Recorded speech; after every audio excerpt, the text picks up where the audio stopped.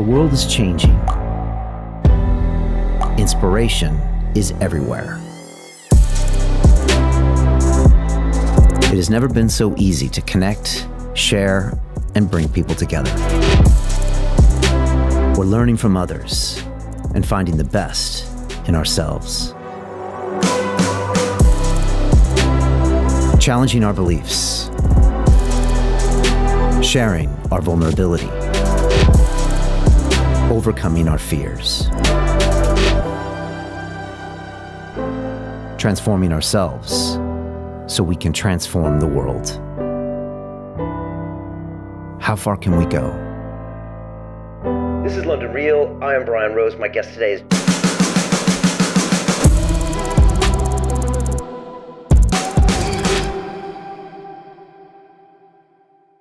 Here we go.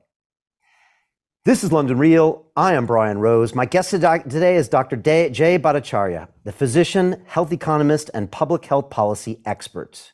You are a professor of medicine, economics, and health research policy at Stanford University, and a founding fellow of the Academy of Science and Freedom. You were one of the first doctors to speak out and raise concerns about the global lockdown measures during COVID, citing serious damage to our economy, mental health, and our younger generation's futures. You co-authored the Great Barrington Declaration, which recommended focused protection as the logical and necessary response to the pandemic, calling for those at minimal risk to continue to lead normal lives. As a result, you became a target of public health officials like Anthony Fauci and faced a backlash in the mainstream media and were censored online. You believe public health authorities need to be held accountable and apologize for their failed policy response and ensure that we never mandate lockdowns again. Dr. Bhattacharya, welcome to London Real. Thank you, Brian. That's a pretty good summary. Right? Look, it's fantastic to have you here. As you know, I feel like I kind of know you somehow because we interviewed Dr. Martin Kulldorff, who was one of your co-authors on the Great Barrington Declaration, way back in November 2020. And I still remember the conversation I had with him like it was yesterday. And at the time, we had just gone through, I think, 5 months of pretty heavy censorship by YouTube. We had almost been deplatformed, and that was, for me, kind of a traumatic experience because I had been broadcasting for 9 years. I had 2 million subscribers, 9,000 videos, and basically my whole life was on YouTube, and it was being threatened to be taken away because I was having guests on my show that were asking questions like, is the PCR test really the right thing? Are masks okay? Is social distancing? And God forbid you bring up a vaccine. Whew. And so we were coming on the back of that. I couldn't have Martin on my YouTube channel, so we had to put him on our Digital Freedom platform, which was our kind of parallel platform. And like I said, I still remember that conversation. I still remember talking about this potential vaccine that was coming, and it was heavy stuff. And so I can't wait to talk to you. I'll just say one more thing. I ended up running to be mayor of London and spent 7 months running for mayor. And one of the reasons, Jay, is because I was taking taxi cabs home every night. And in London, you know, the black cab driver is like, it's part of the culture. And I love them because they're entrepreneurs and they study, you know, the knowledge here. And these men and women were borderline suicidal. And they were like, my business is dying. I'm losing my mental health. And I don't know why I can't work. And also friends of mine had wine bars and businesses and they're all being shut down. And it just didn't make sense. And the mayor of London wasn't doing a damn thing about it. And it made me so frustrated that I tried to change it. And so I just appreciate everything you did. I know it was really challenging. Maybe we start back in 2020. I mean, if you take us back, what was going on that year with you? And do you remember some of the big moments of that year? I mean, the biggest moment to me was March 2020. What we did was absolutely unprecedented with locking the world down. I actually remember watching the UK from the United States and thinking, okay, there's the place of sanity, right? So there was Valence and Whitty, the two health advisors to Johnson, then Prime Minister Johnson, and they were actually saying sensible things in early March. They were not particularly politically adept. They'd say things like herd immunity strategy, which is not, it's not actually a strategy. It doesn't make sense to call it that. But they were saying things that said, okay, let's protect vulnerable older people. Those are the most at risk. They basically wrote the Great Barrington Declaration in March of 2020. And then they changed on a dime in a second, for reasons I still don't fully understand.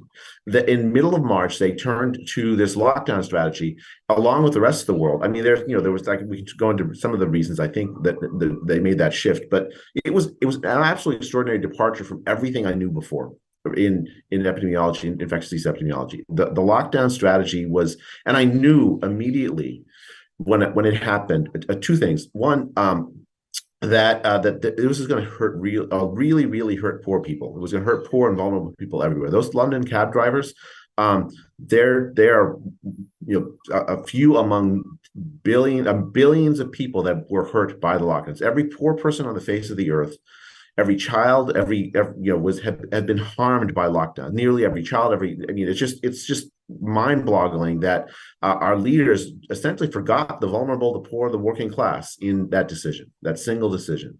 The London cab drivers, by the way, are the subject of a very famous study in science, where it turns out they have fantastically great memories, and their brains, you can see the size of the brain center called hippocampus that like is responsible for memory formation. Anyways, their hippocampuses are bigger than everyone else's.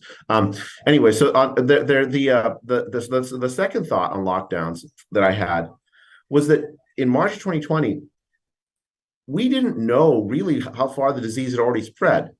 It was really clear that it was spread very easily among humans. It had already, arrived in the United States. It arrived in Iran. It had like swept through, Wuhan, China. It had been in Italy and in the UK, obviously. And so this was a disease that was already seeded everywhere. What was the purpose of a lockdown for a disease that's already seeded everywhere? The only issue was how do you protect the people who are most vulnerable until the tide runs through? We didn't have a technology to stop it. We still don't. So those were the two thoughts that are going through my head. How far spread was the disease, and how much damage were the lockdowns we had adopted going to do? It's fascinating when you say that those people wrote the Great Barrington Declaration, as in a lot of things that a lot of leaders were saying early on was the basis of the declaration. And yet when you came out with it, around October or so, you were vilified as these fringe epidemiologists, even though at the time I remember it was like Harvard, Stanford, Oxford, really legit. And then when I had Martin on, he was like really legit. And yet at that point, it was now against the narrative that everyone had adopted, whether that came from the WHO or whatever. When you explain that to people, is that hard for them to get their heads around? It really is. I mean, I think people, their memories of March are dim. Like they just think of this as like a huge panic that happened, a huge bad thing that happened, and then that the governments were doing extraordinary things to try to address the huge panic. They forget that in fact, what they did really was so absolutely extraordinary, so out of the norm for dealing with respiratory virus pandemics. For a century, we followed the Great Barrington Declaration. We did in pandemic after pandemic after pandemic. As recently as 2009, the swine flu pandemic, we lock down? No, we did not lock down. We did is we protected vulnerable people. We developed vaccines as rapidly as possibly could, deployed them at scale especially for older people and other vulnerable people. In 2003, the SARS-1 epidemic, we didn't lock down. If you go back through the recent history, 1976, there was another H1N1 flu pandemic. 1968, 1956, you get pandemic after pandemic after pandemic, where you don't lock down. What you do is you do the Great Barrington Declaration. You protect the vulnerable people as best you can, figure out who they are and protect them as best you can. And for the rest of the population, you don't disrupt society because you know that's going to cause more harm than good. Right. And the harm that comes from shutting things down, just to be clear with people, I remember that even when you drop GDP, actually lives are lost as a direct correlation of that. And then you've got the mental health issues, the damage to children as they're growing up. Then you cited some other really dark statistics, and other second and third world countries where some kids never went back to school. Then there's all the trafficking and sexual abuse. Talk to people, because a lot of people can't quantify the numbers they see on the screen of dead people versus this future damage of a lockdown. So just to play off the statistic you're alluding to, Brian, in Uganda, they closed schools for 2 years on the basis of advice essentially they got from the World Health Organization to lock down. Now, of course, in Africa, the all-cause death from the deaths from COVID, the age-adjusted deaths from COVID are pretty low. I mean, and mainly because they're a young continent, like 3% of the continent is over the age of 65. Very low vaccination rates, so it can't be that. It's really because they're younger. In Uganda, they closed schools for 2 years, and for many kids, that doesn't mean Zoom school. That means no school for 2 years, and then when they reopened, 4.5 million of those kids never came back. And the UN did this report on what happened in many of these poor countries. Many of these poor countries, the parents were faced with starvation for their families. And so they faced a choice: either starve, including starving their kids, or send their kids into sexual slavery or child labor into terrible working conditions. That's the choice they did. And many of them, in order to save the lives of their kids and their family, did the second. They sent their kids into sexual slavery. Those 4.5 million kids, their lives are ruined. And many of them, and we know from this, it's one of the most important findings in health economics, which is one of my major fields. If you're poor, especially if you're desperately poor, your health is going to be terrible. You're going to live shorter, less healthy lives as a consequence. We put basically 100 million people around the world into dire poverty, $2 a day or less of income, as a consequence of that one decision we made in March of 2020. And the people that were saying, well, you can't think about economics, it's immoral. Well, you know what? It was immoral not to think about the economics of what would happen to the poor when you shut down the world's economy. People talk blithely about supply chains being ended. What it really means is some poor person in the middle of nowhere is going to starve to death as a consequence of what we did. It was entirely predictable. It's exactly what's happened. I mean, the exact numbers maybe we can argue it, but the fact that we, how many lives actually did we save by those lockdowns in order to justify the harm we did to the poor? I mean, I think everyone that supported lockdown should ask themselves how many poor people's lives make it okay for that decision to be made.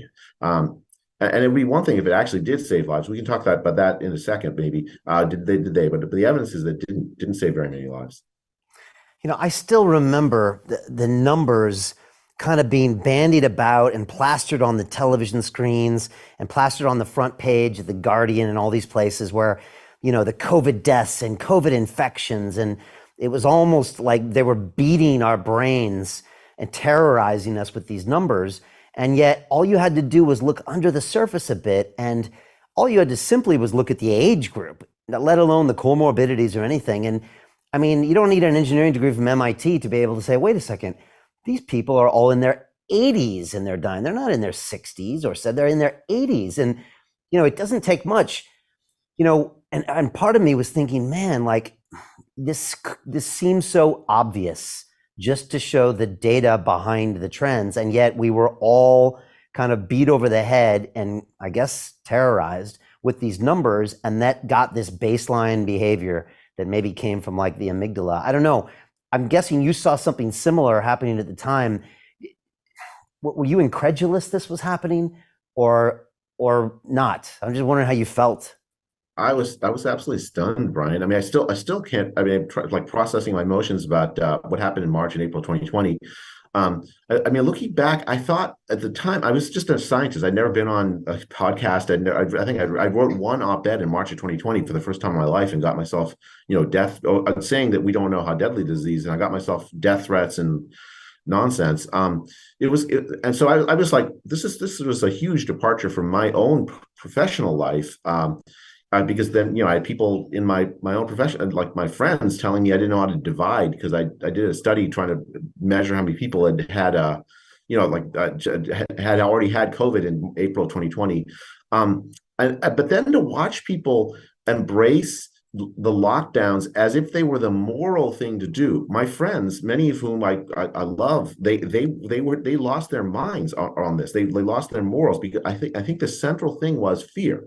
Yeah. People were so scared of their own mortality, even professionals whose job it is to not let things like that affect their thinking, let it affect their thinking. And it was so obvious that was the case. And then built around that was this like justification for to try to protect you from like thinking that they were scared, making decisions out of fear. Right? They'd say things like, well, you can't talk about economics, it's immoral. Well, it was exactly an inversion. And the inversion was that if you didn't think about what the consequences of the economic damage you're causing were, that was immoral. If you didn't think about cancer, like stopping cancer screening for years, and that means there's going to be a wave of women dying of late stage breast cancer a year hence or 2 years hence that should have been caught early in 2020. If you don't think about that, that's immoral. Right? There's not a question of like this is a bad infectious disease, right? It's unfortunate fact about the way that we're human and we're subject to these kinds of things. I actually think it was probably elaborate, but maybe that's another topic. But in any case, what in 2020 what it was a very unfortunate fact. And we didn't need to restructure all of human society in a futile bid to get this disease to go away, when in fact doing that was immoral. But that immorality of that decision we suppressed because of our fear. I think that's the central driving thing. That was true for basically every single person in public health who's giving advice to governments everywhere. Yeah, it's a case study in human fear and the subsequent behavior. I mean, it really is. We probably never had such a detailed study, with so much data and so much video about what can happen and how it alters the behaviors. And like you said, I knew extremely intelligent people that the intelligence seemed to just get turned off right when that happened. And it's that old expression, you can see when the tide goes out, you can see who's wearing any swimming trunks. And you got to see that what you thought was a very grounded person that could use logic and could, face a lot of issues was all of a sudden paralyzed by fear. And they started making irrational decisions and sometimes even going after you, as you probably felt with colleagues, for saying something. And you're like, wait a second, this is just logic. This is math. This is economics. And people were then coming after you. I know people did come after you. I want to talk about that a bit. Did lockdowns do anything? Were they successful? And also, were those Imperial College numbers early on like a really dangerous thing that they threw out there with this 1.5 million deaths potentially? I mean, Mark Andreessen, Andreessen Horowitz was recently on a show and he just said, he'd reached out to see if he could help with some of those numbers. And it turned out that a lot of those were just really not well done. So just curious about those two things. So the Imperial College numbers, I mean, that estimate by the Imperial College team in March of 2020 played a pivotal role in that shift. That report came out. The other thing that played a pivotal role was the example of China. They claimed that lockdowns worked. But just so everyone knows, the lockdowns did not work.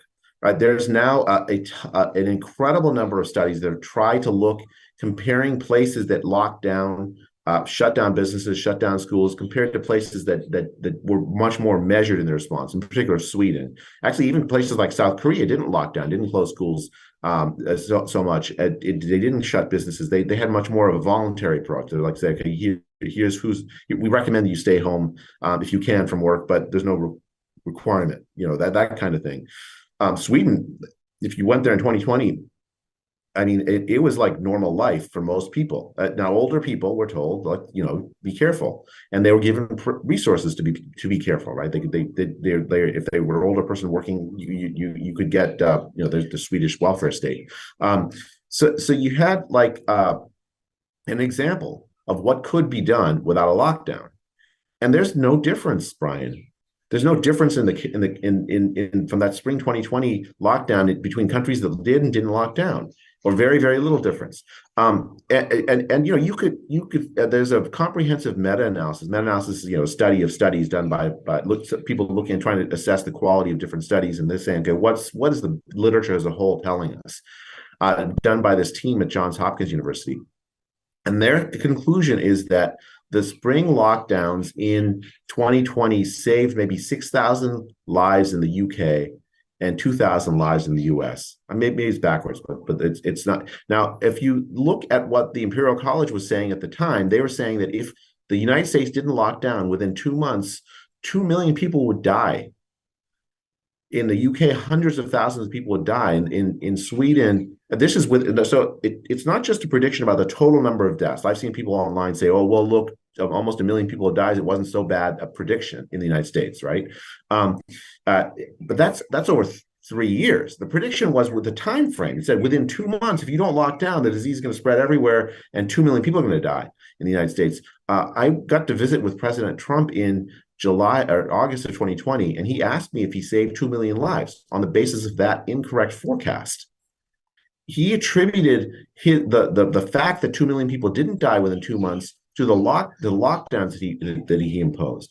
If you ask Boris Johnson, I suspect he'll say the same thing. But it was a fallacy, an illusion, because they did something. They thought that you look at the prediction, a prediction based on. Mark Andreessen is right, based on assumptions that they had no idea were right, and in fact, ex post facto, we're wrong, because you can compare places that didn't follow the strategy and didn't have those deaths, and so the answer is it was really futile, Brian. It's an unfortunate fact because we sacrificed so much, so many people sacrificed so much so that we have those lockdowns. As we said, mostly the poor, the children, and so on, working class people. But it was really all for naught. I was on like a WhatsApp group with a bunch of doctors, and I saw those first numbers, and I still remember I was in the gym. It was like mid-March, and my heart dropped when I saw that. It was like 1.5 or whatever it was. And it's funny how that study, like you said, the lockdowns in China and some of the visual cues we saw early on, right? People falling over and this lockdown thing, it kind of gave us a subliminal message in our brains. And then when we were told to, it was kind of like, oh, they did it, so we'll do it. And then you throw this number out, and a couple very small data points in terms of size end up changing the behavior of 8 billion people in the world. It's a case study of what not to do, right? It was almost out of a movie, Brian, right? We're almost primed to think this way. Like there's a movie called Contagion, which it's eerily similar. That it's almost like I think it's 10 years old, but it's like it may as well have just been made in 2021 or 2020, and it played itself out. People, the World Health Organization sent I'm gonna call it a junket, like essentially a set of people, experts, to China in February of 2020 to assess the Chinese lockdown. You remember the China lockdown in January of 2020, closing, shutting down apartment buildings, locking the doors so that the residents couldn't get out if there was a single case. Basically, a huge province of millions of people shut in with this draconian authority, sort of, the kind of lockdown only a totalitarian society could actually impose. And the people who went on that WHO. To continue watching the rest of the episode for free, visit our website londonreal.tv or click the link in the description below.